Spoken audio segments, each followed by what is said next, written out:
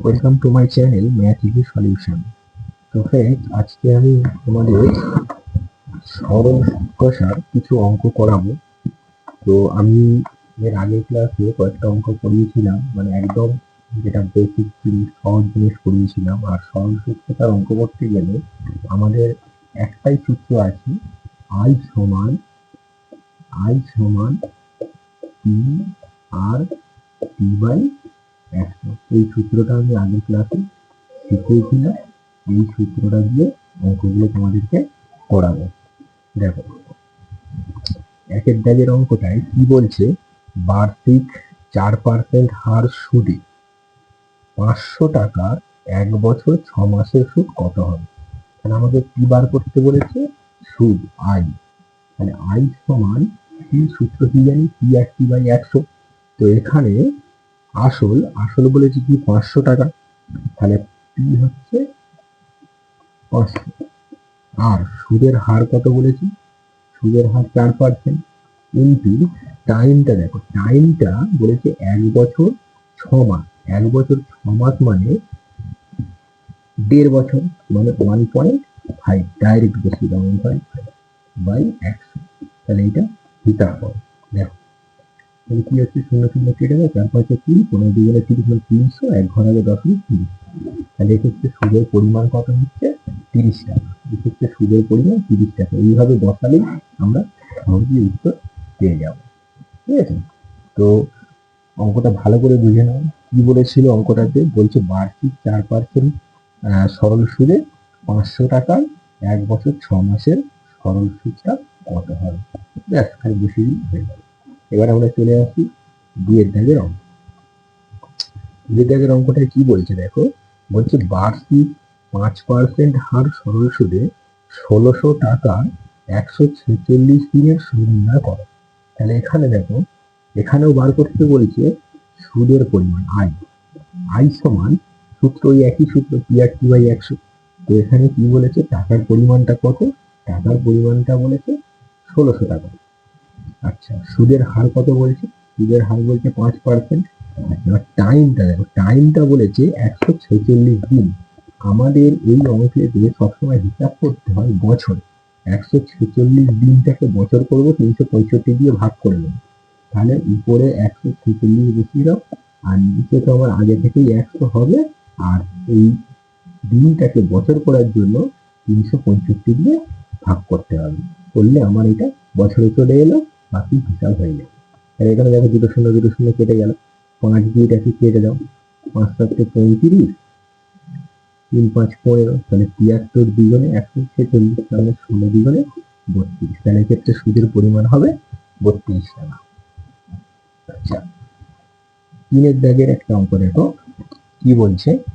বলছে বার্ষিক 6% হারে 2 বছর 6 মাসের সুদ 126 টাকা হলে আসলের পরিমাণ কত? তাহলে আমাকে তিনের দাগের অঙ্কটায় বার করতে হবে পি, আসল বার করতে হবে। তাহলে এইখান থেকে আমরা যদি সাজিয়ে নিই, পি সমান, আমি আগের ক্লাসে বলেছিলাম পি সমান কি হবে, 100 I বাই আর টি। ঠিক আছে? তাহলে সূত্রটা কি হবে, 100 I by R into P. মানে যেহেতু পি বার করতে হবে, তাহলে নিচে যাবে আর টি। ঠিক আছে? আচ্ছা দেখো, এবার এখানে আমি অঙ্ক অনুযায়ী মানগুলো বসিয়ে দেবো। তাহলে 100 ইন্টু আয়ের মান কত বলেছে? আয়ের মান বলেছে 126 টাকা হবে। সুদ হচ্ছে 126 টাকা। আচ্ছা, এবার সুদের হার আর পার 6 বলে দিয়েছে, 6% সরল সুদে। আর টাইমটা বলেছিল কি 2 বছর 6 মাস। তাহলে 2 বছর 6 মাস মানে 2.5 বছর। আমি ডাইরেক্ট বসিয়ে দিচ্ছি 2.5। এটা কাটাকাটি করলেই আমার উত্তর চলে আসবে। তো এটাকে সরলটা আমি করবো কি করে? এখানে দশমিকটাকে তুলে উপরে ইন্টু 10 করে নাও। তাহলে 25 দিয়ে 100কে কাটলে কত হচ্ছে? 4। আর 6 দিয়ে 126কে কেটে দাও, 6 দুগুণে 12, 1, 4 একুশে 84, আর 10, তাহলে কত হচ্ছে? 840 টাকা। ব্যাস, আসলের পরিমাণ বেরিয়ে গেল 840 টাকা। আচ্ছা, তো এরপরে আমি পরপর কয়েকটা অঙ্ক পড়াচ্ছি, তোমাদের দেখো, দেখলেই বুঝতে পারবে। তো এর পরের অঙ্কটায় কি বলেছে, এর পরের অঙ্কটায় বলেছে 4 নম্বর অঙ্ক। 4 নম্বর অঙ্কতে কি বলছে, বলছে বার্ষিক শতকরা কত হার সুদে 1950 টাকার 4 বছরের সুদ 390 টাকা হয়। তাহলে কি বলছে, বার্ষিক শতকরা কত হার সুদে 1950 টাকার 4 বছরের সুদ 390 টাকা হবে। তাহলে এক্ষেত্রে বার করতে বলেছে সুদের হার।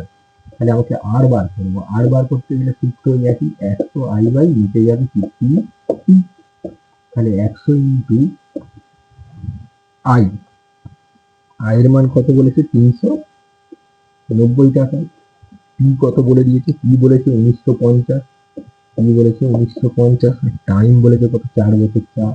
এবার এটা বসিয়ে দাও, বসিয়ে দিলে আমার চলে আসবে। তাহলে এখানে শূন্য শূন্য একটা কেটে দিই। আচ্ছা, এইটা দিয়ে এটাকে কাটলে কত যাবে দেখো, 5 9 45, এইটা দিয়ে এটাকে কেটে দাও, কত হবে 5, 5 বাই 45, কমে গেল 19, তাহলে 39 দিয়ে এটাকে কেটে দিলাম 5।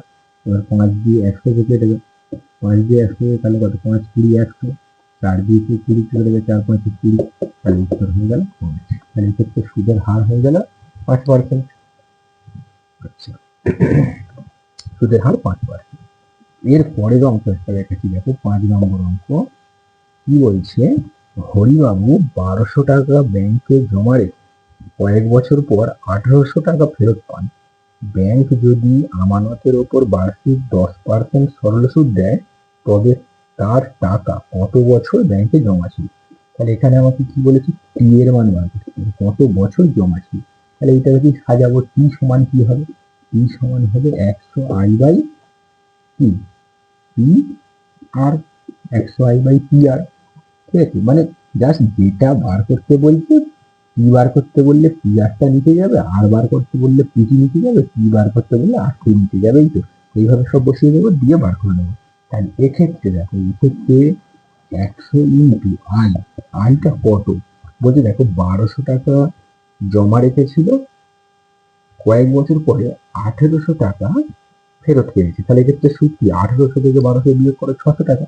তাহলে এক্ষেত্রে সুদের পরিমাণটা হচ্ছে 600 টাকা। আর পি, পি আসল, আসল হচ্ছে কত 1200, কিন্তু আর এর মান বলে দিয়েছে কত 10, 10 বসিয়ে দিলাম, এবার কাটাকাটি করে দাও। এই তো দুটো শূন্য কেটে গেল, একটা শূন্য একটা শূন্য কেটে দাও, 12 দিয়ে 60 কাটলে 5। তাহলে টাইম হচ্ছে কি 5 বছর। তাহলে 5 বছরে এই ঘটনাটা ঘটবে। এবারে পরের অঙ্ক করেন, 6 দাগের অঙ্ক দেখো। বলছে বার্ষিক সরল সুদের হার কত হলে 4 বছরে সুদ ও আসলের অনুপাত 3:25 হবে। তাহলে বলছে বার্ষিক সরল সুদের হার কত হবে। তাহলে এক্ষেত্রে দেখো, আমাকে আর বার করতে হবে, আর বার্ষিক সরল সুদের হারটা কত হলে, বলছে 4 বছরে সুদ ও আসলের অনুপাত 3:25 হবে। এক্ষেত্রে সুদ আর আসলের অনুপাত 3:25, সুদ আর আসলের অনুপাত 3:25, মানে সুদ যদি 3 টাকা হয় তাহলে আসল হবে 25 টাকা। ব্যাস, ওখান থেকে বসিয়ে দিলাম। তাহলে আর সমান আমরা আগে সূত্রটা বসাই, 100 আই বাই পি, আর সমান 100 আই বাই পি। তাহলে 100 ইন্টু এখানে আই, আইটা তাহলে কি বলেছে, সুদ ও আসলের অনুপাত বলে দিয়েছি, তাই সুদটা 3 টাকাই ধরবো, আমার আসল হচ্ছে কত 25 টাকা, ইন্টু টি, টাইমটা এখানে কত বলেছিল 4 বছর, 4 বসিয়ে দাও, ব্যাস 4 বসিয়ে দিলে বেরিয়ে যাবে। 25 দিয়ে 100 কে কেটে দিলাম 4, 4 4 কেটে গেল, তো 3। তাহলে এখানে সুদের হার 2%। আচ্ছা, তাহলে আমি 6টা অঙ্ক তোমাদেরকে দেখালাম, আরো কয়েকটা অঙ্ক দেখাচ্ছি, দেখো।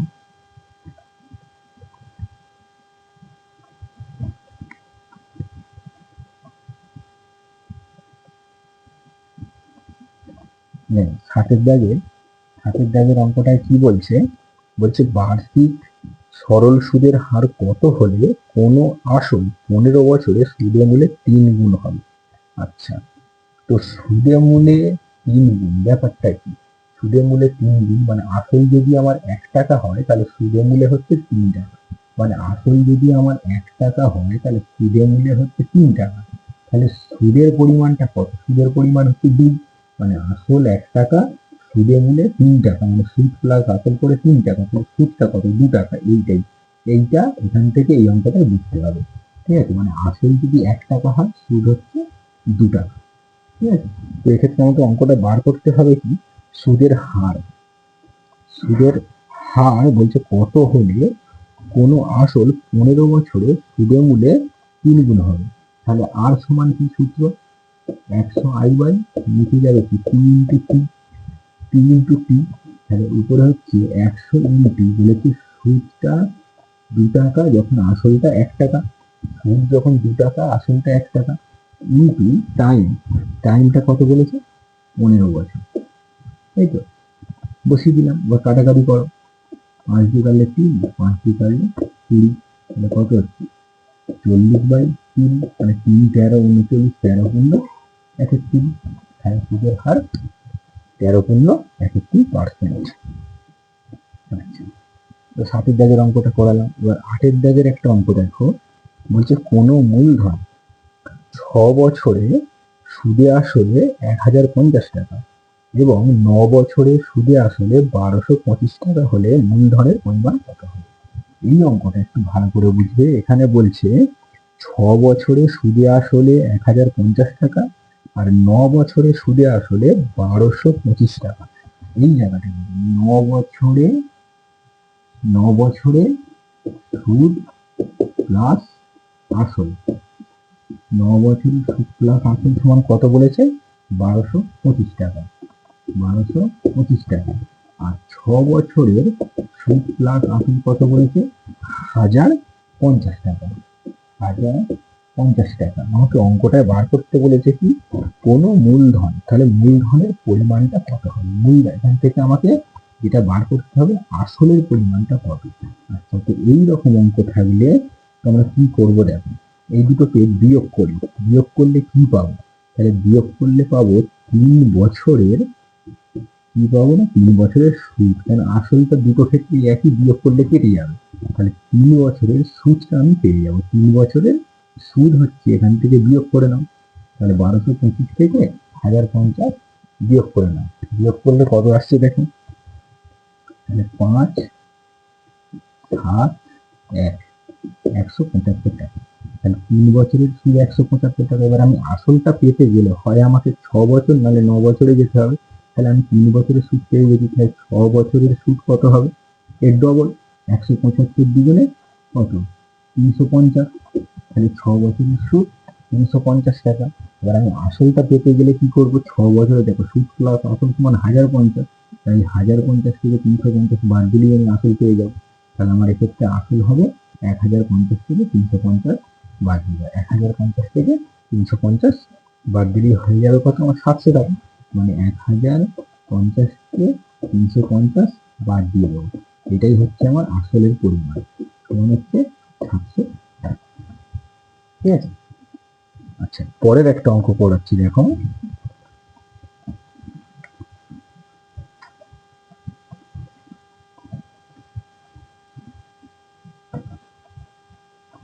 পরের একটা অঙ্ক করাচ্ছি 9-এর দাগের অঙ্ক বলছে বার্ষিক 8% হার সরল সুদে আসল ও সুদের পরিমাণ 1 হলে সময়কাল কত হবে? এখানে আমাকে বার করতে বলেছে কি, টি এর মান, সময়কাল কত হবে। এখানে শর্তটা কি বলেছে? 8% হার সরল সুদ, মানে সুদের হারটা 8%। আর কি বলেছে? সুদ আর আসলের পরিমাণ সমান, মানে সুদ 1 টাকা হলে আসল 1 টাকা। ব্যাস, এইটুকুনি কিন্তু আমাকে কি বার করতে হবে? কি বার করতে হবে মানে কি, 100i বাই নিচে কি বসাবো? টি আর আর। আর সুদ আর আসল বলেছে সমান। প্রথমেই বলে দিচ্ছে সুদ আর আসল সমান, তাহলে আমার মান 1 বসানোর প্রয়োজন। সুদ আর আসল সমান, কেটে যাবে। তাহলে কি, 100কে সিম্পল আর দিয়ে ভাগ করলেই টাইমটা পেয়ে যাবো। তাহলে 100 বাই, আর এর মান কত বলেছিল? 8%। 100কে 8 দিয়ে ভাগ করে দাও। তাহলে আমি 4 দিয়ে কেটে দিলে 4 25 100, 4 দ্বিগুণে 8, মানে 25/2, মানে 12×1/2। তাহলে 12×1/2 হবে, মানে 12.5 বছর। তাহলে এক্ষেত্রে উত্তর আসবে 12.5 বছর। ঠিক আছে। এরপরে আর একটা অঙ্ক করাচ্ছি তোমাদেরকে দেখো, 10-এর দাগের বলছে সমহার সুদে 2500 টাকার কত বছরের সুদ 8000 টাকার 5 বছরের সুদের সমান হবে। তাহলে বলছে সমহার সুদে 2500 টাকার কত বছরের সুদ? 8000 টাকার 5 বছরের সুদের সঙ্গে সমান হবে। তাহলে এক্ষেত্রে দুটো অঙ্ক দেওয়া আছে, মানে দুটো পার্ট, যেক্ষেত্রে কিনা এই ক্ষেত্রেও সুদের পরিমাণ আর ওই ক্ষেত্রেও সুদের পরিমাণ, দুটোর সুদের পরিমাণ সমান। তো আমরা দুদিক থেকে দুটোর সুদকে সমান করার চেষ্টা করব, ঠিক আছে? এবং দুটো ক্ষেত্রে কি বলেছে, দুটো ক্ষেত্রেই সুদের হারটা সমান। প্রথম ক্ষেত্রে আর দ্বিতীয় ক্ষেত্রে সুদের হারটা সমান। প্রথম ক্ষেত্রে কি বলেছে, আমাকে টাইমটা বার করতে হবে। দ্বিতীয় ক্ষেত্রে টাইমটা বলে দিয়েছে 5 বছর, তাই না? তাহলে দেখো প্রথম ক্ষেত্রেটা 2500 টাকা, আমি সুদের হারটাকে আর ভাবছি, কিন্তু আমাকে টাইমটা বার করতে হবে, নিচে 100 সমান কি বলছে দ্বিতীয় ক্ষেত্রে কি 8000, কিন্তু সুদের হারটা একই বলেছে, টাইমটা বলেছে 5 বছর বাই 100। তাহলে দুটো ক্ষেত্রে কি সুদের পরিমাণ সমান। তাহলে আমি ওইটা এদিকের সুদ, এটা এদিকের সুদ, দুটো ক্ষেত্রে সুদের পরিমাণটা বসিয়েছি, ঠিক আছে? সুদের হারটা যেহেতু দুটো ক্ষেত্রেই সমান বলেছিল, দুটো ক্ষেত্রেই সমান বসিয়েছি। এক্ষেত্রে টাইমটা আমাকে বার করতে হবে, ওক্ষেত্রে টাইমটা 5 বছর বলে দিয়েছি। এটাকে আমি সরল করবো। কি করে সরল করবো দেখো, এদিকের আর এদিকের আর একই বলেছে, কেটে গেল। এদিকে নিচে 100 আছে, এদিকে নিচে 100 আছে, কেটে দাও। এদিকে উপরে দুটো শূন্য, এর উপরে দুটো শূন্য, কেটে দাও। কেটে দিয়ে তাহলে আমার কি 25টাকে ওই দিকে নিয়ে চলে গেলেই এর মান বেরিয়ে যাবে। তাহলে বা ই সমান, তাহলে এদিকে পড়ে আছে কি 80 গুণিত 5, আর নিচে চলে গেল 25। তাহলে 5 দিয়ে 25 বলে গেল 5, 5 দিয়ে 80 গেল 580। তাহলে এক্ষেত্রে উত্তর হচ্ছে 16 বছর, ঠিক আছে? এক্ষেত্রে উত্তর হচ্ছে 16 বছর। 16 বছরে 2500 টাকার ক্ষেত্রে, আর এর ক্ষেত্রে 8000 টাকার ক্ষেত্রে 5 বছর রাখলে দুটো ক্ষেত্রেই সুদের পরিমাণটা সমান হবে। তো আজকে এই পর্যন্তই থাকলো। আবার পরের ক্লাসে আরো কিছু অঙ্ক নিয়ে আসবো সরল সুদ কথার উপর। তোমরা এইগুলোকে প্র্যাকটিস করতে থাকো। আজকে এই পর্যন্তই।